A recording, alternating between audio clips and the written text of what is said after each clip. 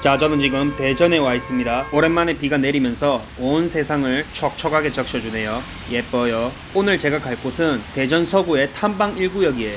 현장은 숭어리샘 내거리 바로 앞에 있어서 탐방 1구역이 아닌 숭어리샘 재건축이라고 이름이 지어졌다고 하네요. 숭어리샘. 들으니까 뭔가 숭어가 생각나기도 하고 송사리 느낌도 나고, 아무튼 그냥 딱 들었을 때 귀엽고 앙증맞은 물고기가 샘물에서 헤엄치는 모습이 머릿속에 연상되네요. 그에 비해 탐방동은 뭔가 연탄 같기도 하고 탐방 같기도 하고, 뭐 아무튼 뭔가 그냥 시커매요. 첫인상에서는 숭어리샘의 압승이네요. 혹시 이런 이유에서 명칭을 탐방 1구역 대신에 숭어리샘이라고 지정한 게 아닐까 합니다. 아니면 말고요. 뭐 어찌됐건 저도 이 영상에서는 탐방 1구역이라는 단어 대신에 그냥 숭어리샘 재건축이라고 부를게요. 대전에서 돈을 벌려면 서쪽으로 가라는 말이 있습니다. 숭어리샘 재건축 역시 대전 서구에 위치한 곳으로 많은 사람들이 선호하는 GS자이와 현대산업개발 아이파크가 컨소시엄으로 사업을 진행한다고 합니다. 최대 42층 아파트 12개 동으로 지어진다고 하고 세대수는 약 2000세대에 달한다고 하네요. 42층이면 꽤 높은데 외관까지 특화된 아파트가 들어온다고 하니 동네 경관이 많이 달라질 것 같네요. 숭어리샘은 지난 3월에 관리처분 인가가 나서 현재는 이주를 하고 있습니다. 지도를 보면서 조금 더 설명해 볼게요. 설명충 아닙니다. 짧고 간결하게 할 거예요. 지하철 탐방역과 그리 멀지 않고 큰 마을 아파트와 한신 아파트 사이에 위치하게 됩니다. 딱 봐도 주변으로 많은 학교가 퍼진해 있고 대전 동서를 가로지르는 계룡로가 바로 위에 있어서 주변으로의 이동이 편리해 보입니다. 설명이 굉장히 간단 명료하죠. 너무 간단하게 하느라 제일 중요한 걸 빼먹었는데 숭어리샘 역시 대전의 핵심인 돈산동과 그리 멀지가 않습니다. 이 근방에 신축 아파트가 거의 없는데 돈산동 학원가를 이용할 수 있는 새 아파트라는 점에서 뭐 대전 분들에게는 게임 끝 아닌가 합니다. 지금 시간이 조금 늦어서 어둡긴 하지만 현장으로 직접 가서 이주 중인 현장의 모습과 주변 환경 등을 한번 살펴보도록 할게요. 탐방 지하철역이고요. 비가 와서 렌즈에 물이 막 묻어요. 거의 IMAX급의 현장감입니다. 이제 조금만 더 걸어가면 숭어리샘 재건축 현장이 나올 거예요. 크고 작은 병원이 굉장히 많네요. 역시 담배 냄새가 제일 많이 나는 곳은 병원 앞이에요. 하지 말아야 할 분들이 더 많이 하죠. 엄청 번쩍번쩍거리고 화려한 게 꼭 나이트 같아서 설레일 뻔했는데 병원입니다. 나름 건실한 지방 건설사인 계룡건설 본사도 있고 양질의 일자리들도 제법 보입니다. 좋아요. 길을 건너고요. 자, 이제 현장에 거의 다 가는 것 같아요. 잠시 멈춰서 임장을 어느 경로로 걸어갈지 지도를 한번 보며 다시 한번 체크해 보도록 할게요.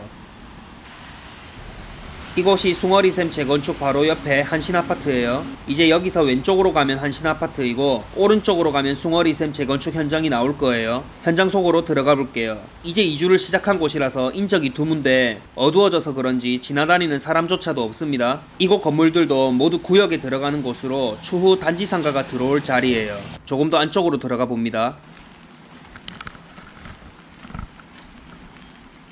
뭐죠? 갑자기 으스스합니다.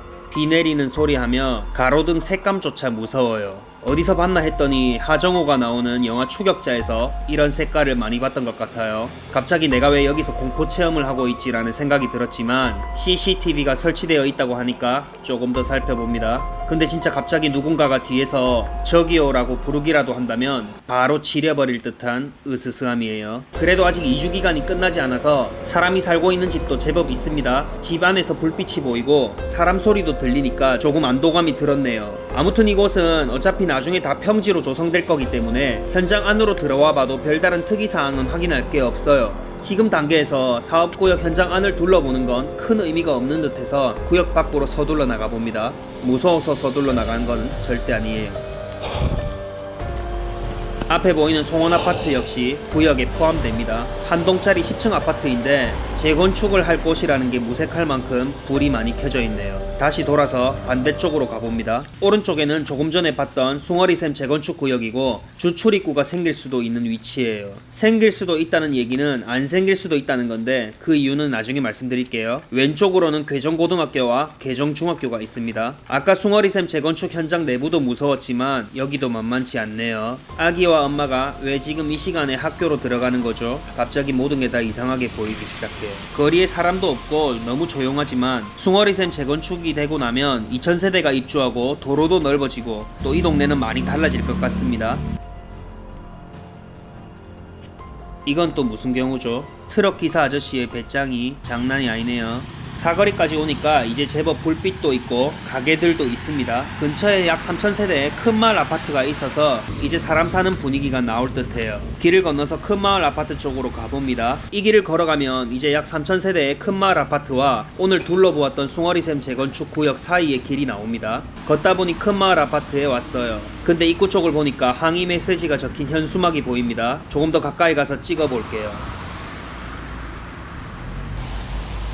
바로 옆에 더 큰 게 있었는데 그것도 모르고 계속 찍고 있었네요. 뭐 그림과 함께 해라 말아라 어쩌고 저쩌고를 적어놨는데 결론은 그렇습니다. 숭어리샘 주출입구가 사업 시행인가 기존 원안대로라면 이곳 큰마을 아파트와 마주보는 쪽으로 생길 계획이었습니다. 만약 그렇게 된다면 지금 제가 있는 이 왕복 2차선 좁은 도로가 왕복 4차선으로 바뀌고 주변이 정비되는 효과도 기대할 수 있기 때문에 큰마을 아파트 주민들도 반기는 부분입니다. 그런데 도로 확장 부지 확보를 위해서는 숭어리샘 구역과 맞닿아 있는 자동차 정비소의 협조를 받아야 되는데 이 부분에서 협의가 잘 이루어지지 않았고 결국 아까 제가 언급했었던 괴정 고등학교 맞은편으로 주출입구가 난다고 하네요. 기존 3,000세대 큰 마을 아파트에 숭어리샘 2,000세대까지 추가된다면 2차선 도로가 확장되어야 함은 당연한 수순 같은데 입주민 입장에서는 아쉬운 게 사실이에요. 아무튼 자동차 정비소와의 추가 협의가 잘 이루어져서 양쪽이 모두 웃을 수 있기를 바라봅니다. 이번에는 또 무슨 문제가 있는 건지 바로 옆에 현수막이 또 있네요. 승강기 교체공사 경축 현수막이네요. 축하합니다.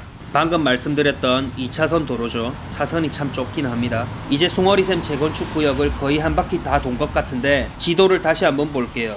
지금 저는 이 위치까지 와 있고 조금만 더 걸어 나가면 계룡로가 나올 거예요. 숭어리샘 재건축 사업구역을 보니까 제 바로 옆에는 네모나게 구역에 들어가지 않았네요. 사실 지도로만 봐서는 이 네모난 자리는 딱 초등학교 자리 같은데 어림없는 이야기예요. 초품화 자리 같았지만 사실 이 자리가 아까 말씀드렸던 자동차 정비소가 있는 곳입니다. 대전에서 가장 핫한 재건축 구역이 정비소 품화라니 너무 아쉬운 부분이지만 추후 지속적으로 추가 협의가 될 부분 같습니다. 찍으면서 걸어가고 있는데 바로 앞에 여성분이 계셔서 잠시 일정 간격을 띄우고 갈게요. 자, 이제 됐습니다. 아무튼 금액적으로 협의가 잘 되어서 서로 윈윈할 수 있도록 마무리가 되면 좋겠네요. 자, 오늘 이렇게 대전 서구 숭어리샘 재건축 구역을 살펴보았습니다. 현재 관리 처분 인가가 완료되었고 내년 일반 분양까지 앞두고 있는 시점이라서 프리미엄이 2억을 훌쩍 넘어가고 있는 상황이네요. 초기 금액이 많이 들긴 하지만 둔산동과 근접한 입지하며 펜트리와 알파룸까지 갖춘 구조, 외관이 특화된 상품성과 브랜드, 그리고 펜트하우스까지 고루 갖춘 구성까지 생각해본다면 나중에 그 가치는 충분히 할 것 같다는 생각이 들긴 합니다. 근처 대장 아파트인 크로바 아파트, 그리고 2020년 5월에 입주 예정 신축 아파트인 둔산 이편한 세상 아파트와 시세를 잘 비교해본다면 의사결정에 도움이 될 것 같아요. 오늘 약간 공포 특집 비슷하게 되어버렸는데 숭어리샘이 궁금하셨던 많은 분들께 도움이 되었으면 좋겠습니다. 그럼 저는 이만 총총.